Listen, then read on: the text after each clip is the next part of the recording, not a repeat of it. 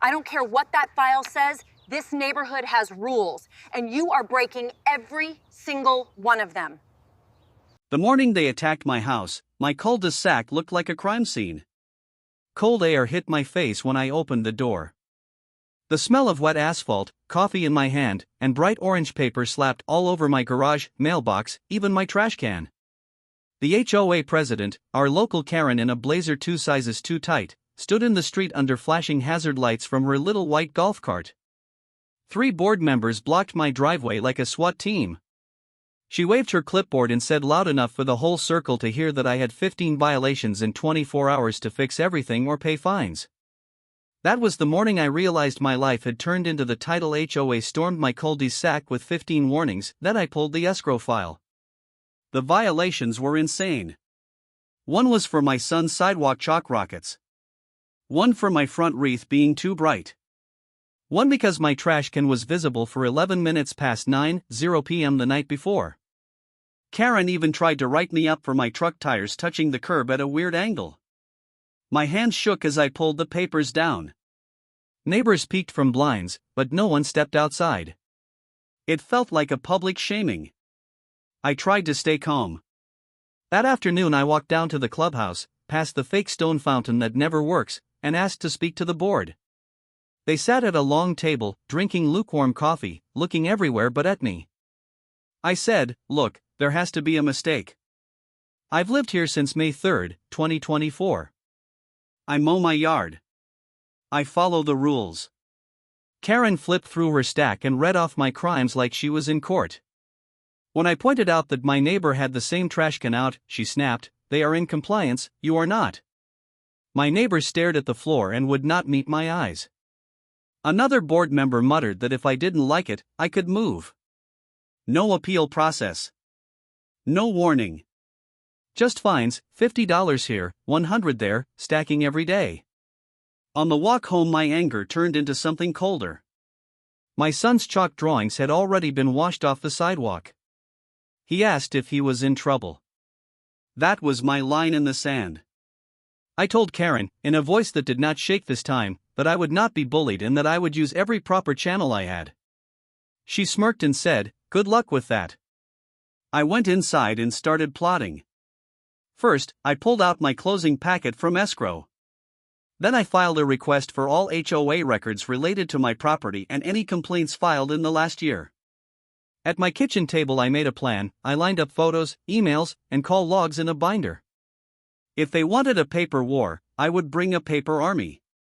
A week later I stood at the county records counter. The clerk slid a heavy stack toward me and said, "Here you go, HOA filings and corporate records." The file landed with 63 pages. I almost laughed. Buried inside were board meeting notes, complaint logs, and the original rules. I found something big. Our HOA had rules about warning notices. They had to give a friendly notice first, then 30 days to fix, not 24 hours. Another page showed that Karen had filed 11 complaints against my address in 30 days, many at strange times. I wrote it out as a clean record. Timeline item 1 April 5 at 4:27 a.m. false trespass call. Then another, and another. It wasn't just annoying anymore. It was harassment. Patterns of false reports can be prosecuted. I circled that line in the state statute I printed from the website and slid it into my binder. I called a special open meeting using the process in the bylaws, the same bylaws Karen thought nobody read. I sent certified letters, copied the city code enforcement office, and even invited the community liaison from the local police department. The night of the meeting, our little clubhouse was packed. People stood along the back wall. Phones were out. A few neighbors were already filming before I even sat down. Karen walked in late, heels clicking, confident smile, ready for another public shaming.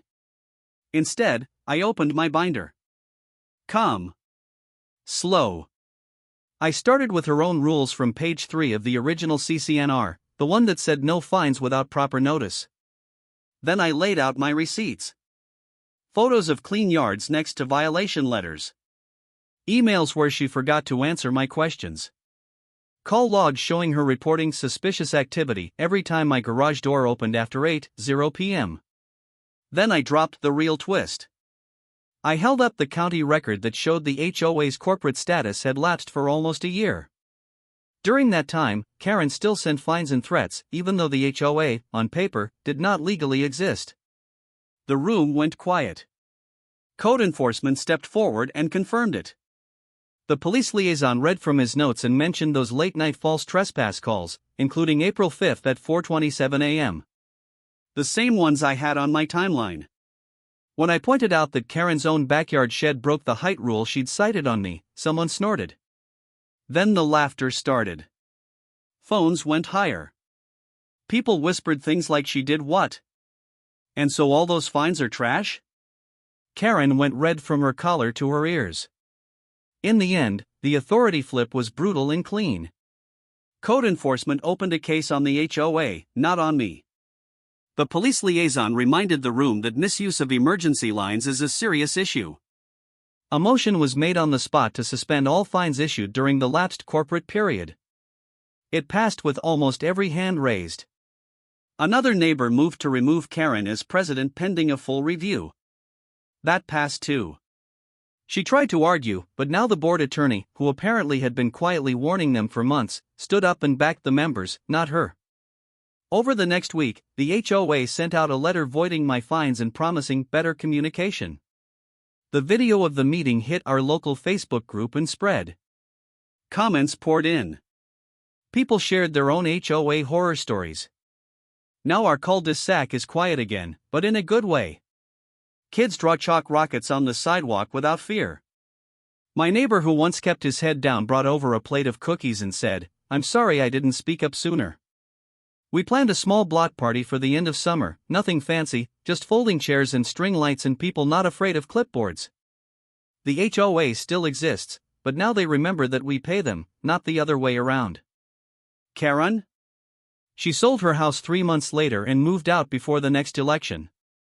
Sometimes I still open my binder and see that thick stack of pages and smile, because all I did was read the rules better than she did.